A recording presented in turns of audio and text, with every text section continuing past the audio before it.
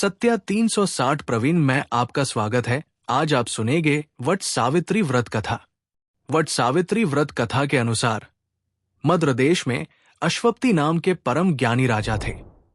धन वैभव से पूर्ण होने पर भी वे संतान के अभाव में बड़े दुखी रहते थे। राजा ने पंडितों की सलाह से पुत्र प्राप्ति के लिए सावित्री की आराधना की। सावित्री ने प्रसन्न होकर राजा रानी को दर्शन देकर आशीर्वाद दिया और कहा कि तुम्हारे भाग्य में पुत्र नहीं है, पर मैं स्वयं कन्या रूप में तुम्हारे यहां जन्म लूंगी। इतना कहकर सावित्री देवी अंतर्धान हो गई। कुछ समय बाद रानी के गर्भ से साक्षात सावित्री का जन्म हुआ। राजा रानी ने उसका नाम सावित्री ही रखा। सावित्री सर्वगुण संपन्न थी। वो चंद्रमा की कला के समान नित्य प्रति बढ़ने लगी। जब वो विवाह के योग्य हुई तब माता पिता ने उससे कहा कि अब तुम अपने योग्य मनचाहा वर खोज लो। राजा ने उसे एक बूढ़े मंत्री के साथ वर खोजने के लिए भेज दिया। सावित्री यात्रा पर रवाना हो गई। इधर एक दिन अचानक नारद जी मद्राराज अश्वपति से भेंट करने के लिए आए। तभी सावित्री भी अपने लिए वर पसंद करके लौट आई। उसने आदर पूर्वक नारद जी को प्रणाम किया।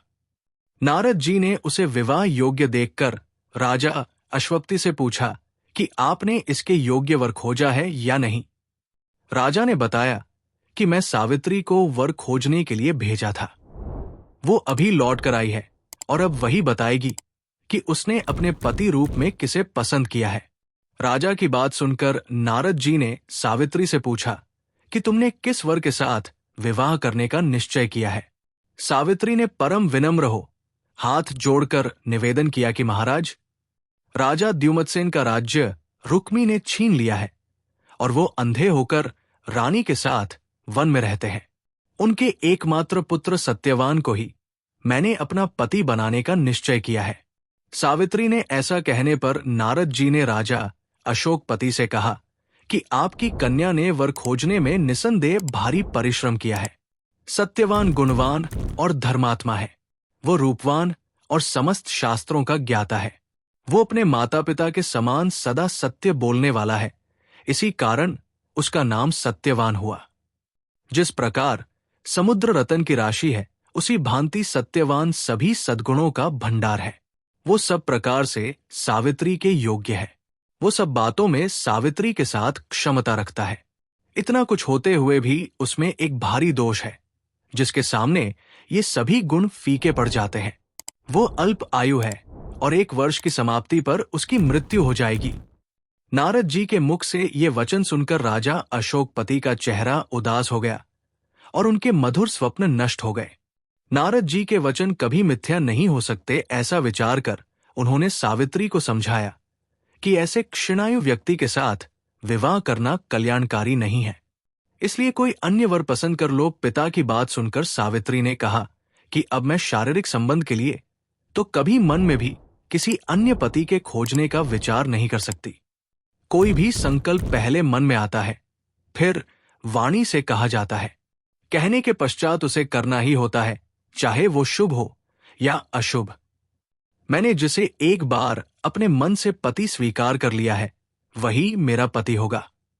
अब मैं किसी दूसरे का वरण किस प्रकार कर सकती हूं?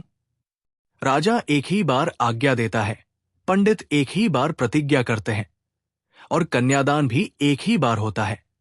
जैसा भी है, अब मेरा पति है। मुझे उसके दीर्घायु या अल्पायु होने से कोई हर्ष विषाद नहीं है। अब मैं पुरुष की तो बात ही क्या, देवराज इंद्र को भी स्वीकार नहीं करूंगी।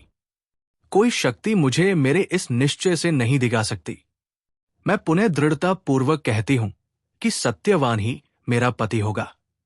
सावित्री का ऐसा दृश्य संकल्प सुनकर नारद जी ने राजा अश्वपति को सम्मति दी कि तुम्हें सावित्री का विवाह सत्यवान के साथ ही कर देना चाहिए। यही उचित प्रतीत होता है। इस प्रकार राजा को समझा बुझाकर नारद जी अपने स्थान को चले गए। राजा अश्वपति ने भगवान के मंगलमय विधान में विश्वास करके विवाह की समस्त सामग्री इकट्ठे की और कन्या तथा बूढ़े मंत्री को साथ लेकर द्युमत्सेन की तपोभूमि में पहुंच गए। वहां पर राजा द्युमत्सेन अपनी रानी और राजकुमार सत्यवान के साथ रहते थे। अश्वपति ने उनके पास पहुंचकर अपना नाम बताते हुए उनके चरणों में प्रणाम किया। द्युमत्सेन ने अश्वपति के आने का कारण पूछा तो उन्होंने बताया कि मेरी कन्या सावित्री ने आपके सुपुत्र सत्यवान के साथ विवाह करने का निश्चय किया है। मैं भी इससे सहमत होकर विवाह की तमाम सामग्री लेकर आपकी सेवा में उपस्थित हुआ हूं। राजा की बात सुनकर द्युमत्सेन उदास हो गए और उन्होंने कहा कि अब आप में और मुझ में कैसी समता। आप राज्यासीन राजा और मैं राज्य भ्रष्ट रंक। इस पर भी हम दोनों अंधे हैं, निर्धन हैं और वन में रहते हैं। आपकी कन्या ने वन के भारी कष्टों को ना जानकर ही ऐसा विचार कर लिया है। महाराज अश्वपति ने कहा कि सावित्री ने इन सब बातों पर भली प्रकार विचार कर लिया है। वो कहती है कि जहां मेरे सास, ससुर और पतिदेव निवास करते हैं वही मेरे लिए बैकुंठ है। सावित्री के ऐसे दृढ़ निश्चय को सुनकर द्युमत्सेन ने विवाह की स्वीकृति दे दी। शास्त्र सम्मत रीति से सावित्री का विवाह सत्यवान के साथ करके राजा अश्वपति तो अपनी राजधानी को लौट गए और इधर सावित्री मनचाहे पति सत्यवान को पाकर सुखपूर्वक वन में रहने लगी। नारद जी के वचन हर समय सावित्री के कानों में गूंजते रहते थे। वो एक एक दिन गिन रही थी। उसने जब पति की मृत्यु का दिन निकट आया तो 3 दिन पहले ही उसने उपवास आरंभ कर दिया। तीसरे दिन अपने पितरों का पूजन किया। वही दिन नारद जी ने सत्यवान की मृत्यु का बताया था। रोज की भांति उस दिन भी सत्यवान अपने समय पर कुल्हाड़ी और टोकरी लेकर लकड़ी काटने के लिए वन में जाने लगा तो सावित्री ने स्वयं भी उसके साथ चलने का आग्रह किया। सत्यवान ने उसे माता पिता की सेवा के लिए वही ठहरने की सम्मति दी। तब सावित्री अपने सास ससुर से सत्यवान के साथ वन में जाने की आज्ञा ले आई और उसके साथ वन को चलने की तैयारी की। सत्यवान ने वन में पहुंचकर फल फूल तोड़े और बाद में लकड़ी काटने के लिए एक वृक्ष पर चढ़ गया। वृक्ष के ऊपर ही सत्यवान के सिर में भारी पीड़ा होने लगी। वो वृक्ष से नीचे उतर आया और सावित्री की जंघा पर अपना सिर रखकर लेट गया। कुछ देर बाद सावित्री ने अनेक दूतों के साथ यमराज को हाथ में पाश लिए हुए देखा। पहले तो यमराज ने सावित्री को दैवी विधान कहकर सुनाया और फिर वो सत्यवान के अंगुष्ठ मात्र जीव को लेकर दक्षिण दिशा की ओर चले गए। सावित्री भी यमराज के पीछे पीछे चलने लगी। जब बहुत दूर तक भी उसने यमराज का पीछा न छोड़ा तो उन्होंने उससे कहा कि है पतिव्रते, जी सीमा तक एक मनुष्य दूसरे मनुष्य का साथ दे सकता है। वहां तक तुमने पति का साथ दिया, अब तुम घर लौट जाओ। सावित्री ने कहा, धर्मराज, जहां मेरा पति जा रहा है वहीं मुझे भी जाना चाहिए। यही सनातन धर्म है। पतिव्रत के प्रभाव और आपकी कृपा से कोई भी मेरी गति नहीं रोक सकता। सावित्री के ऐसे धर्मपूर्ण वचन सुनकर यमराज ने प्रसन्न होकर उसे एक वर मांगने के लिए कहा। सावित्री बोली कि मेरे सास ससुर वन में रहते हैं और अंधे हैं। मैं आपसे यही मांगती हूं कि उन्हें दिखाई देने लगे। यमराज ने ऐसा ही हो कहकर उसे पुनः लौट जाने की सलाह दी। यमराज की बात सुनकर सावित्री ने कहा, भगवन, जहां मेरे पतिदेव जाते हैं वहां उनके पीछे पीछे चलने में मुझे भी कष्ट या परिश्रम नहीं है। पति परायण होना मेरा कर्तव्य है। पूर्ण मेरा आप धर्मराज है, परम सज्जन है।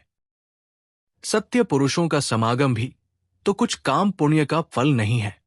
सावित्री के ऐसे धर्मयुक्त और श्रद्धापूर्ण वचन सुनकर यमराज ने फिर कहा, सावित्री, मैं तुम्हारे वचनों से बहुत प्रसन्न हूं।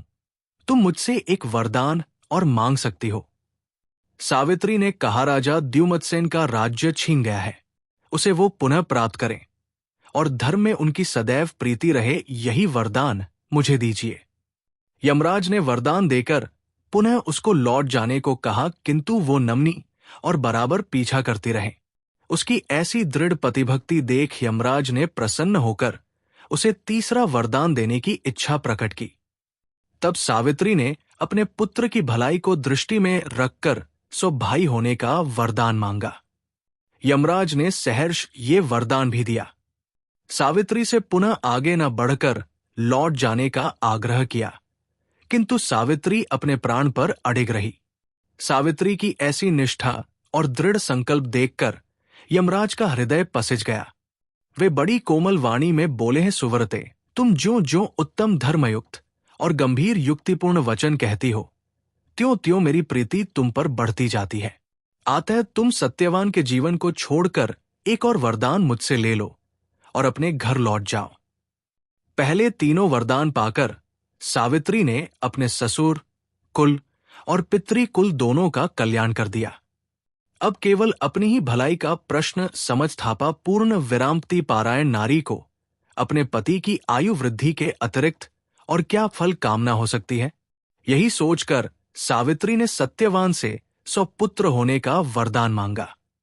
सावित्री के ऐसे युक्तिपूर्ण वचन सुनकर यमराज बहुत संतुष्ट हुए और उन्होंने उसे वरदान देते हुए सत्यवान को पाश से मुक्त कर दिया और कहा कि सत्यवान से तुम्हें निश्चय ही स्वपुत्र होंगे। सावित्री को मनवांछित वरदान देकर यमराज वही अंतर्धान हो गए और वह लौटकर वट वृक्ष के नीचे आई। वट वृक्ष के नीचे सत्यवान का मृत शरीर पड़ा हुआ था। उसमें जीवन का संचार हो गया और वो उठकर बैठ गया। सावित्री ने सत्यवान से सारा वृतांत का सुनाया और फिर वे दोनों खुशी खुशी आश्रम की ओर चले गए। सत्यवान के माता पिता को दृष्टि प्राप्त हो गई थी और वह अपने आज्ञाकारी पुत्र और सेवा परायण पुत्रवधू को न देखकर अत्यंत दुखी हो रहे थे। तभी सावित्री और सत्यवान वहां पर पहुंच गए। सारे देश में सावित्री के अनुपम पतिव्रता का समाचार फैल गया।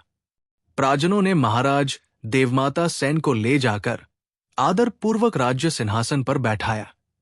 सावित्री के पिता अश्वपति को भी स्वपुत्र प्राप्त हुए और सावित्री सत्यवान ने भी स्वपुत्र प्राप्त करके दीर्घायु तक राज्य होगा। अंत में बैकुंठ सिधारे। प्रत्येक सौभाग्यवती स्त्री के लिए ये व्रत करना आवश्यक है। वट सावित्री व्रत कथा संपूर्ण। बोलो शंकर भगवान की जय।